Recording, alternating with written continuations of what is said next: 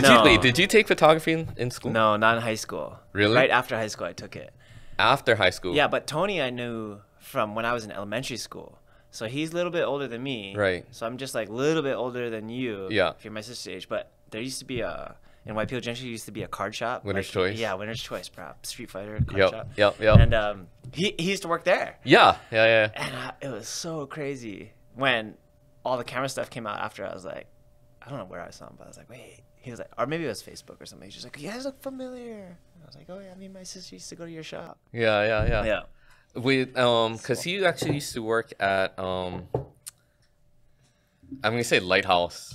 That one, wasn't it Lighthouse? It was Lighthouse. Yeah. So that's how I think that's where he started to get into photography, and then eventually he opened. That was after Winner's Choice and Willows, and then he ended up there, and then eventually he was able to open up Pro Camera. Yeah. When did you get into photography? I got in right after high school. So right after high school, I went to LCC. I lived in Pearl City at the time. Went to LCC and then did the whole thing. Like when I graduated high school, just like, oh, I don't want to go to college. I don't want to do nothing. Right. I just want to surf. I just want to do nothing. Maybe work in a surf shop or something. And my mom was like, you got to go to college. My dad was like, you got to go to college. I was like, okay. So I went to LCC and I just figured it'd be, I don't know. It's like, well, I can just hang out there. A couple of my friends going there. Right. And then like you look at whatever the class guide is or something. And I'm like looking for all the easy classes. And I was like, well, I guess if I got to go, I was like, I don't even know what degrees. I literally like don't know what degrees are. I'm like, I don't know what I need. So at first I was like, okay, I'm going to do accounting. I was like, I like math. Like I like numbers, whatever. Did like, so you take accounting, they prereq like math, all this other shit. And then like after like the first semester, not even that, I probably dropped out. Or not dropped out, but I was just like, bro, this sucks. Withdrawal. 100% like, withdrawal. Take the W. Yeah. Give me my money back. How much money can I get back if I leave now? 2 weeks, I'm out. And then after that, I looked at, and there was like either like culinary arts, you could get a degree in, culinary arts, auto mechanics, or some sort of like, something like that. And then TV Pro. Okay. And I was like, I don't know what TV Pro is. I like TV. So stupid. So I took the class. I was like, yeah, that sounds sick. And then one of the prereqs was photography. Oh, really? For TV production? Yeah. So at that time, it's like 1997 or 1998.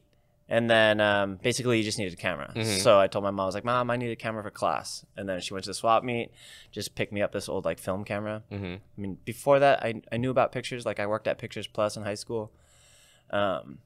Just grabbed a camera and then just super got into it from there. From that point on? Yeah. Couldn't put it down. Yeah, all that stuff in TV Pro was just like, all I cared about was really all the camera stuff. Shooting. Yeah. Holy smokes. And then, so basically since then, you've been in photography to some capacity. When did you realize that, hey, this is something I'm going to try to do full time. I'm going to give it a shot full time. It wasn't for a while. So like say I got my first camera in like 1998. I didn't even know photography was a job, or I didn't think of it as a job till about 2008. Oh, it's almost 10 years. Yeah. Because I worked in the mall. I worked here, like at PacSun right there. Okay. It's still there, right? Yeah. I worked at that PacSun over there. Worked at all the different PacSuns, and then just through a friend of a friend, I met a wedding photographer. He was my friend's uncle, and he just knew I liked taking pictures. And then so my friend was like, "Hey, do you want to assist my uncle on a wedding? Like, maybe we can all do like wedding stuff one day." And I was like, well, yeah, whatever. I like taking pictures. And I went with him on the job. And I just realized, I was like, holy moly, like this guy, because we looked at his website after. I was like, oh, he gets paid this much to do that. Like I was there. I was like so crazy. I was like talking to him. I was like a little older than me, obviously a little older than me. And then he's just talking about like, he's just surf through the week. We're talking about surf spots. And then he just shoots weddings on the weekends. I was like, oh my God, I can't believe that's a real job. I was like, I just didn't even think about it that way. I just thought you had to do like the whole, whatever you're doing in high school, like you just get better at it. I don't know, become the store manager, general manager, whatever. I didn't even think of photography as a job until I met him, and I was like, oh my God, that seems like the best job ever. Yeah. First of all, he was like, it was super fun to hang out with him while he was working. You know, he's like talking to people, having fun. And then he said when he's not working, he's surfing. So I'm like, I can't believe I want this. that life. Yeah, I want that. I was want like, that so life. good. But I didn't even think about it. I didn't even think that was a real job. Even though you see like billboards and food menus, everything. Wondering where those folders are coming from. You don't really think about it. And so And from that point, I mean, at that point, was he shooting film or was it digital? It was just switched over to digital. So that was about 2008, 2009. Yeah. So like I got married 2005. The guy that shot my wedding, my other friend, shot film. Okay. Yeah, he worked at a camera shop that sold some digital cameras and also sold some film cameras. Okay. So it was just about the time. Is it Kenneth or is it the one by Alamoana? No, it was in Kahalama. I worked at Kahalama all the time. So there was a Ritz camera. Ritz, yeah. And it turned into Wolf Camera, or the Wolf Camera bought them out or something. But okay. Yeah. And I think that's how I kind of got lucky, because just the age we were when we grew up, it was when film was switching to digital, right? And so that you had to experience kind of everything. Yeah, so it's kind of, How much of that film experience and I guess that background and expertise and exposure, because it's all manual. Film is 100% manual, and I think so for me, like I started working in a camera shop in '99, my senior year, right when I graduated. Yeah, same thing. Like, what am I gonna do? I'm just gonna find this sales job, and it's close. It was Images by Steven in Waipio Gentry by the Okinawan Center. And yeah, it was right back there, and I was like, okay, this is super convenient. Yeah. I'm just gonna go over here, go to school, and then so right around then, he was still shooting majority of his stuff in film too, so I had to really learn film, and then he started to get those Kodak bodies costing like 20 grand for a 2 megapixel camera body, and I'm like, oh shit. So I think that background in film really helped, transitioning into digital and learning basically exposure. So how much of that background and help did that, or how much did that background help when you transitioned into digital? It's hard to say. Like, in a way it helped a ton, just because it was like a bunch of practice and stuff like that, obviously. Because you're right, like, so back in the day, it sounds so stupid saying back in the day, right? We're not that are old, we fucking old? Maybe we are.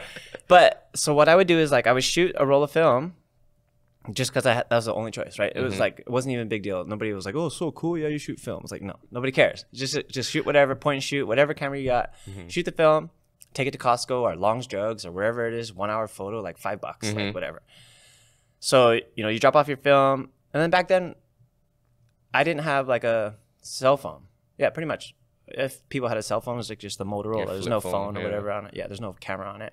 So if you wanted to take a picture of anything, a selfie or anything stupid you and your friends were doing, you would just take a picture. At my time, it was just a film camera. So you shoot all that film of just random stuff, like nothing nice, and you drop it off at Costco, and you look at the photos later and you're like, oh, these all suck, or like too bright, too dark. I was like, what's going on? Like, my camera's broken or whatever. So you try to figure it out. So you go through that whole couple of years where you're like, okay, I realized I gotta fix my camera so it shoots brighter, or I gotta do this, or I actually gotta focus. So you get all that crap out of the way of just taking like 200 crappy rolls of film and then realizing how a camera works. Then when you switch to digital, it's not, you don't have to go through that phase of like waiting a week to find out, or waiting 1 hour to like find out if you got it or not. Digital camera just shows you right away, like, you messed up already. Yeah. Like, so it's super easy to change. So it helped just in a sense that it like got rid of all the learning curve, like shooting film. And that learning curve while you were shooting film, what resources did you use to figure out, okay, this is what my shutter does, this is what my aperture does, I need to focus better with this, and if I use 400 speed film versus 200 speed film, this is what I get. Was there anything that you turned to? I mean, our YouTube University now was way different from now than it is 10, 15 years ago. So how did you kind of... It was just trial and error. Just full on, just paying the $5 every time and then waiting a day or two to see the results. So it was just over and over again where like, I think it was Sam's Club or Costco at the time. You drop off your film and then you'd go pick it up. Surf, come back. Yeah. But then, so when you would pick up your film, it was all organized by last name. So it was all in this weird shelf thing. You go pick it up and you go pay it out when you check out. So I go look at my name. I'd go look at my pictures, and then before I would pay for my pictures, I would like open them, look at them, all dark, just fucking leave them and walk out. I'm like, bro, sorry. And then just throw them there. So like, Costco's I would just know. Photo processing is now out of business due to John 15 years ago putting them back. But it was just exactly how you learn. It was trial and error. So it was just like, there was no other way. It was just like every time just I learned something, I was like, whoa, that doesn't work at night. You can't just be like doing a flash and whatever I was doing wasn't working at the time. So you just see the photos like, whoops, and then be like, oh, maybe I should have done that. So it took like pretty long, but that's how. Did you ever get into actually processing your own film, like developing? Yeah, so black and white stuff. So I didn't have the college class, but I didn't have the high school class, but in college, I learned how to process all black and white film and stuff. That's just because the Photography 101 was a prereq for TV Pro. Oh, okay. And what, I know I looked at your recent work, it's awesome. What made you continue with film for majority of your professional work versus jumping on that bandwagon and not bandwagon? Yeah. I shoot digital, but jumping on that digital train. Well, I think, the first thing is, it depends what you consider work. So I've had a lot of people come up to me like, oh, I love your work. I'm like, I don't know if you've ever seen my work. Like, where would you have seen it? Like, my work is usually just either in a magazine or it's somebody's wedding. So like, you probably haven't seen it, and this and this. Like all my personal stuff, my Instagram stuff, or anything maybe most people have seen is just for fun. It's just my like personal, like, this is what I really like doing. Like my work is work. And most of that stuff is actually digital. It's like I don't shoot film for work unless somebody really asks. Okay. But like if you, some people refer to work as like, oh, your work as in like your work of art or whatever. Right. Like, yeah. But like, it's so weird to consider photography art for me. Like I've definitely had art shows and stuff, but it's just so weird to say like, oh yeah, this is my work, my art, like whatever. But it's not a choice of like, I would say film over digital, or like why I shoot film or not digital, or digital for that. It's not really about the look or like the thing. To me, it's just all about the process. Like for me, shooting film is just it's such my speed, and it's so much more of like how I love photography. It's slow. It's like really cautious. It's thinking about what you want to take a picture of. It's like seeing if it's worth it, like, and then shooting it. Like digital gives you that freedom to be like, whatever, shoot, like just go crazy. Yeah. Like shit, it all looks good. Like go crazy. Like I'll edit it later. Like I can shoot 1 million of this, and yeah, memory cards are almost a gig now, and just like going so nuts, or a terabyte or whatever. So it's almost like it's so free that it's not focused. For film, for me, is like very mental and focused, and you're just thinking about what you want to take a picture of. And that's what I love about photography. It's the thinking about it. It's looking at something really carefully. Yeah. And what kind of inspires you when you're looking at something, like to say, you know what, this is something that I want to capture versus something that's just to shoot, you know what I mean? Yeah. Just shoot it. It's different. I think it's different for everybody. That's almost like trying to explain like why anybody does anything. It's just like, why do you think that's nice when some people think that's stupid? And it's just my own thing, and I've just been drawn to certain things. Like a lot of it's water stuff or surf stuff, but there's weird things that I would think like I would take a picture of that nobody else would, or I don't know why I want to take a picture of like that car in that building, or that shape, or that light, or whatever. Start to explain why you want to do that. But when you see it, right, it's like, oh shit. Like, I don't know, that'd be a cool photo. It's so funny because like photography is weird. Like you're like, oh, that'd be kind of cool, and you shoot it, and then whether it's film or digital, you look at it later and you're like, that was stupid, or it sucks, or like, yeah. So you go through that whole thing, and you just kind of like develop. I guess that's what style is. You develop your own like taste, what you like, what you don't like, what you like looking at. Like even for other people's work, it's like some people like, I love their photography, and most people are like, this is all stupid stuff. And then some people that everybody's like super into, I'd be like, nah, I don't. It just doesn't. Just not your thing. Yeah, it's just not my thing. Like, how did you develop your particular style? I mean, over the time from LCC till now, like, how did you realize, you know what, this works for me? I'm making, I love what I'm doing, and I'm making a living. Like, how did you find that work-life balance? So, man, that's like the biggest range of question, like, ever, if you really think about it. Because I really think my style, or like what I really like, is not necessarily like how I make a living. Like they're almost two separate things. And people are always like, well, if you love what you do, whatever, like, oh, you're so stoked you could do photography as a living, or something you love. I was like, yes, I love photography. But most of the work stuff I do, I guess when I refer to work, I'm talking about like work, like they'll give me a paycheck. Right. It's not I wouldn't do it for free. Like that's work. It's work. And it is photography, but it's like, I love it, but it's not, I wouldn't say it represents me at all.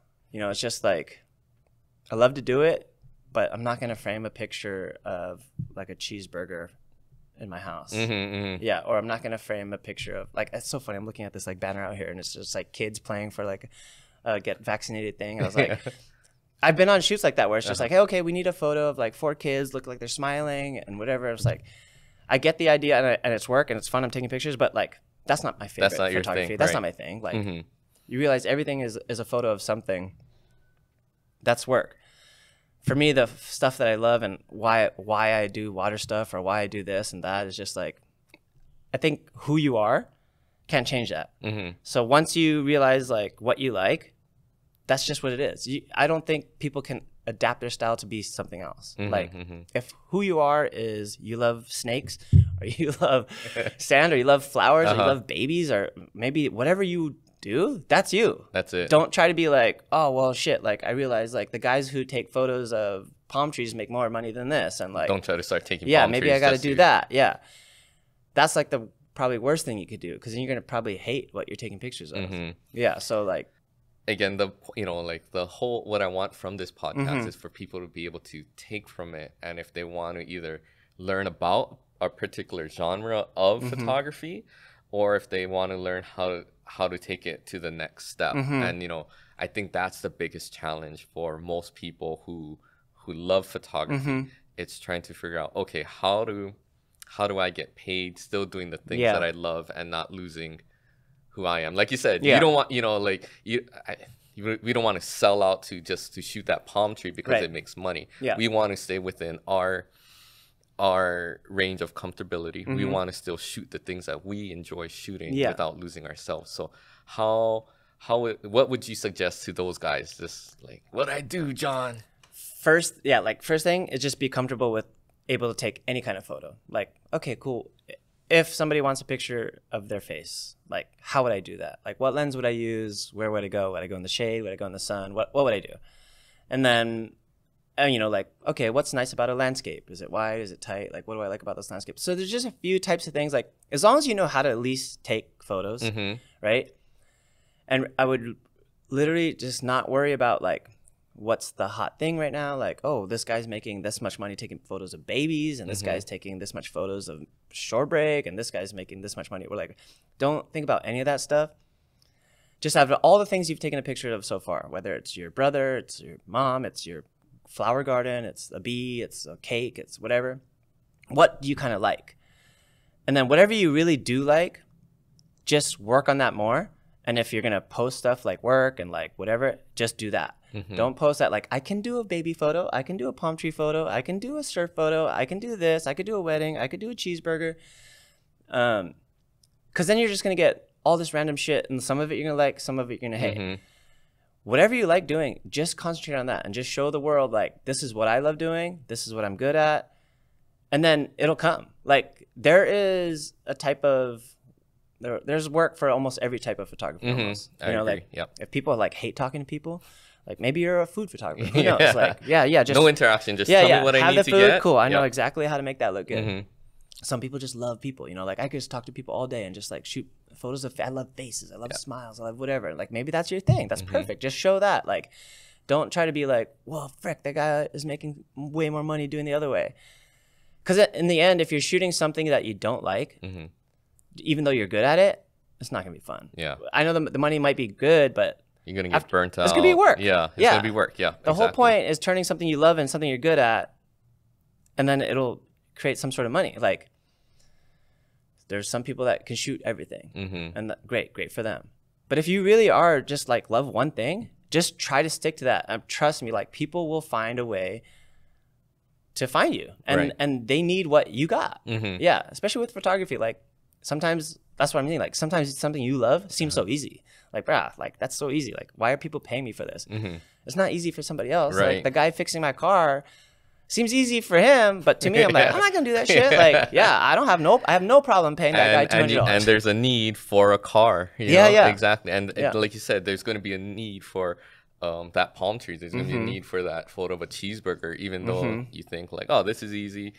Who needs this? But like you said, there's always going to be a need for it. And definitely agree. And I think that's a great suggestion for anybody who's looking to start out, or again, just take it to the next level. There's so many variables, trying to become, or do photography full time. And I think that's a really great example of where to start off. And, just talking about separating, the passion versus the job side, taking a look at these images here. This is really, I can see more of the passion in this. This isn't something that, somebody called and said, "Hey, John, I need an underwater shot with this eclipse happening in the background.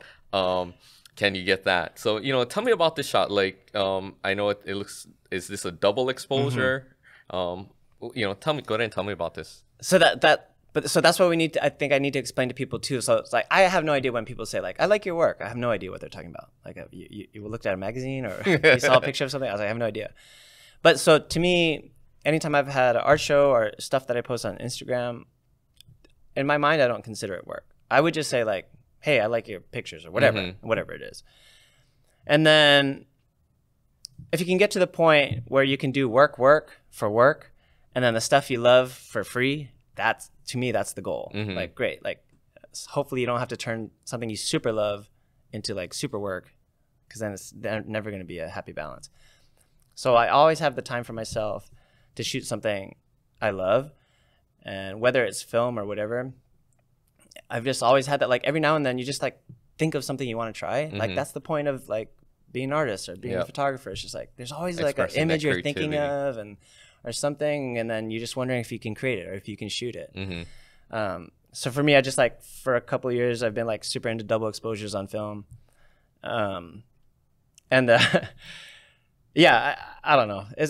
That was not the idea of the photograph I wanted to take, but I just knew I just wanted to kind of put something together to see if it would work. So basically, a couple of years ago, there was like a eclipse in Hawaii. It was just like the blood moon eclipse or whatever. And like, now I realize every eclipse, people are just like, this is a once in a lifetime, once in a century eclipse. And then you realize there's one like every year or whatever. That's what it seems like. So there was like the blood moon eclipse a couple of years ago. And no, I had no ideas at all. I was just like, oh, I should shoot it if I'm up. And I'm awake. I looked at it. I was like, shit, it looks pretty sick. So I grabbed my camera, put film in there, and then shoot the whole roll of the eclipse. And it's so funny that photo worked. And then the eclipse went away, obviously. Rewound the film, put it away. I was like maybe going to process it. I was like, it doesn't look that cool, like whatever.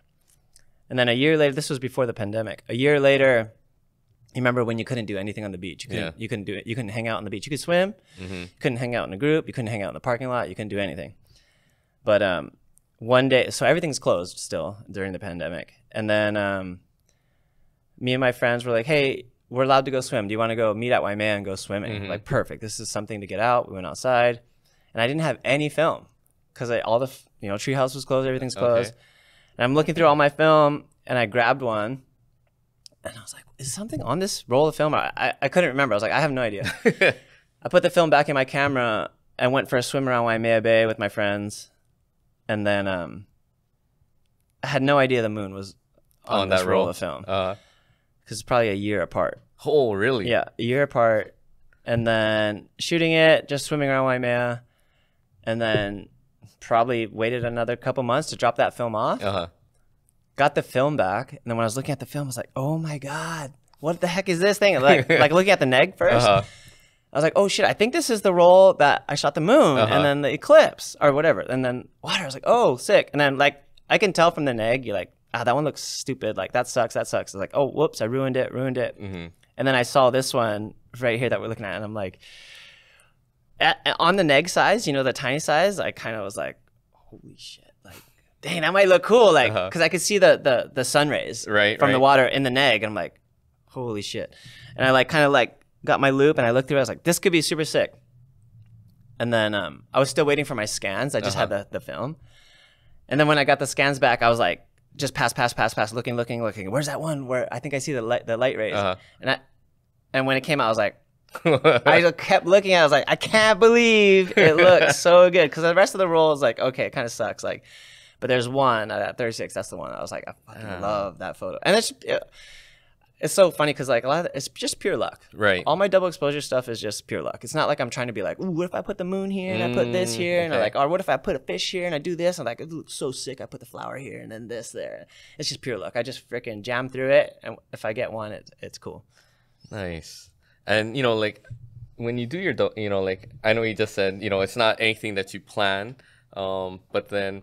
How many, out of curiosity, how many rolls of film are sitting in a basket that you're not sure about that like one day you're going to grab? It's usually just one or two. Okay. Yeah. It's very rare that I'll like shoot a roll. And then if I'm thinking about doing double exposures with it, like, so I will do like a whole roll of like textures of like flowers or palm trees or something. And then get it set up and I'll write on it. I'll be like, hey, this is palm trees or whatever. And so I'll know that's the one I was thinking about double exposing.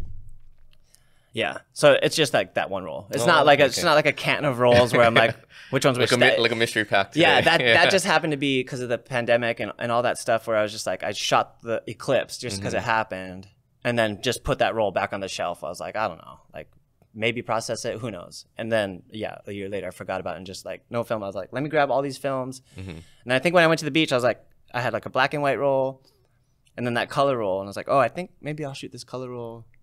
Yeah, I was like, what the heck is on this roll? And then, Oh, okay. And with that film camera, what film camera are you using? That one I used an Nikon F100. Yeah, sometimes I use two different cameras. But maybe anybody who's tried film double exposures on two different cameras, it's really tough because like your frame the way that thing lines up. won't line up correctly. Yeah, these don't line up correctly too. If like this is a crop of like it's a little wider, you can see the frame bars on the side. The edges. Yeah. I see. And then, I'm just curious. Like, of course, like film bodies now. I mean, they're considered vintage at this point, right? Like, where did you find like a functional housing, water housing for that? That's pretty crazy that you found a few. So I've had a Nikon F100 for a while.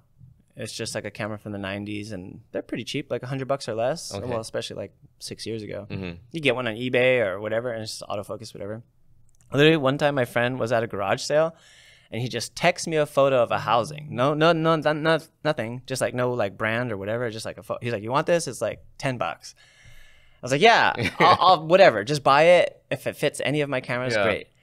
So he bought it, gave it to me. I was like, oh shit. Like, I have no idea what it's for. Has one plug, no buttons, nothing. And it just happens to fit my F100. So I'm thinking it was an F100 housing. Anyway, so I got it. Yeah. And then I did find the original maker and I bought a new port for it. Okay. And it was like $300. I was like, oh my God, that's like 10 times the amount of the housing just for a stupid port that I'm going to use like once a year. Just the fact that you scored a housing for $10, man, that's crazy. Yeah. Oh, jeez. Yeah, so I do have like waterproof film cameras. There's like a Nikonos. There's a couple old like cameras from the 90s that are waterproof without a housing. Yeah. Oh, that's what I brought that too. That camera. If you guys want to look at it. So that's just a Nikonos. It's like a camera that's waterproof without a housing, a film camera. Yeah. And is it 35 millimeter? Do you between 35 mil like medium format, have you played around with different types of? A little bit. Like I think everybody, especially for film, everybody goes through all these phases. Everybody goes through the square phase. Like, oh, I'm shooting medium format. I'm shooting Holga. I'm like whatever plastic phase and like this phase and like autofocus and twin lens reflex phase and like F100 phase and Nikonos phase. Like, I think you want to like once you get into film, you try like everything and see what you like. I do have some medium format cameras, but yeah, I like it. It's just to me, I don't have any housings for my medium format stuff, so I mean, I just love getting in the water all the time. So I'm always trying to think of like a way I can get my camera into the water. So most housings and anything is made for 35. But yeah, the medium format's sick too. But it's it makes sense for like the stuff I like a little bit, like surf, water, it was like medium format maybe. But for portraits, it's perfect, you know. But I shoot more, like for fun, more water stuff than I do portraits. Nice.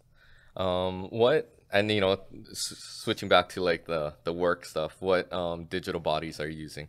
Right now, 2 Nikon D850s. Okay. Yeah, and I used to have a Nikon D4 forever. Yeah, and people always ask like, oh, why this camera? Why that camera? And I'm about to ask, why that camera? Why that Not lens? a single reason. Like literally the first camera I had in 1998 was a film camera, like the Nikon FG or whatever. I had one Nikon lens, one Nikon body.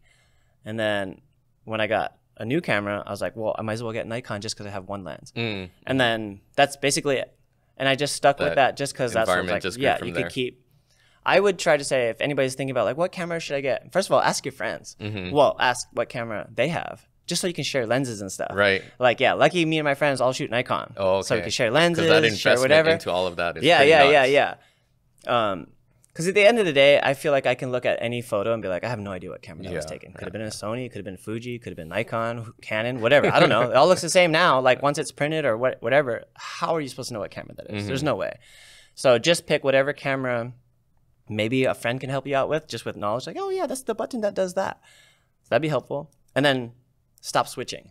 I think a lot of people are like, oh, my photos suck, or like, oh, it doesn't do this and doesn't do that. Like, bro, just like stick with it. It's a user error. Yeah, for sure. Every camera is pretty good now. Yeah. Every camera is like really good. So just stick with it.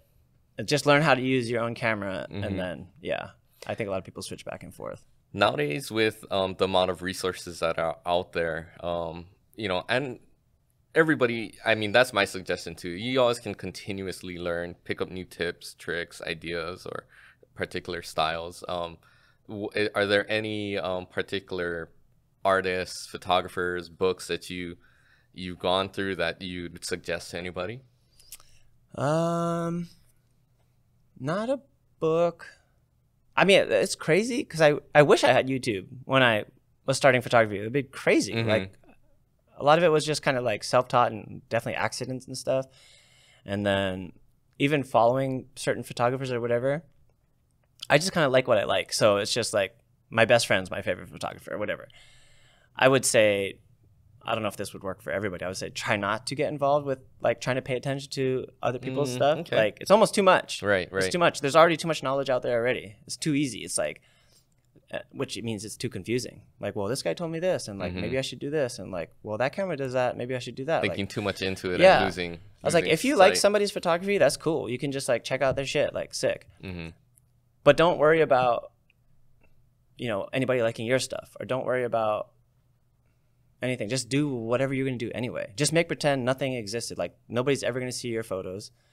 I think that's the way I would approach it. Nice. No. That's I think that's a definitely a great way to look at it, because photography, it's an art, right? And then you don't want to plagiarize. You don't want to be out there copying anybody, and again, just losing the sense of you and your style. So yeah, definitely agree with that. Totally.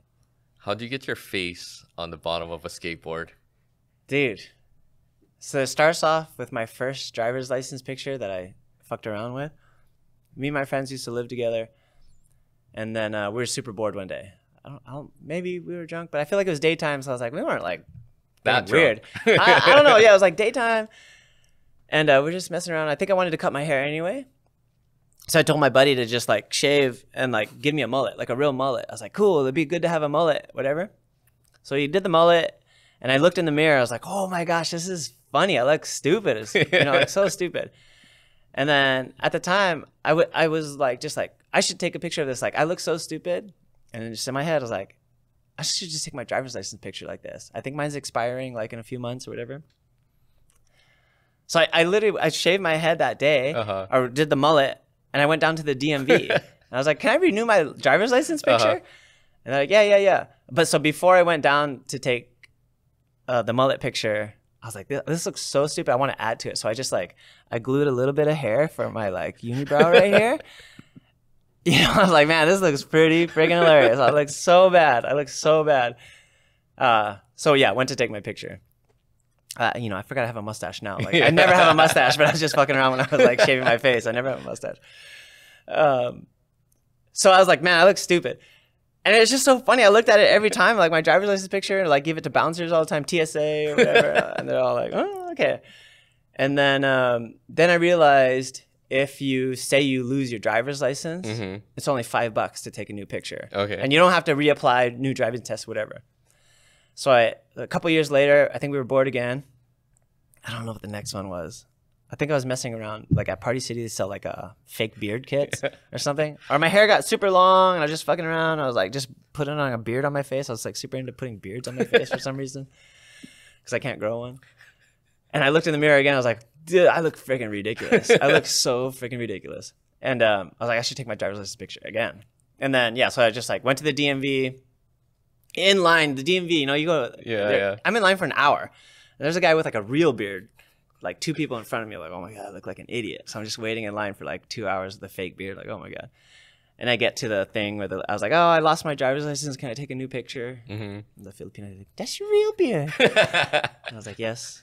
And that was it. Here's my money. Let's go. Let's go. I mean, she cannot say hey, you that ugly. You ugly for real. So I took that picture. So after that first 2, I was like, okay, like every 2 years or something, I got to like come up with a new driver's license. So I got to 4.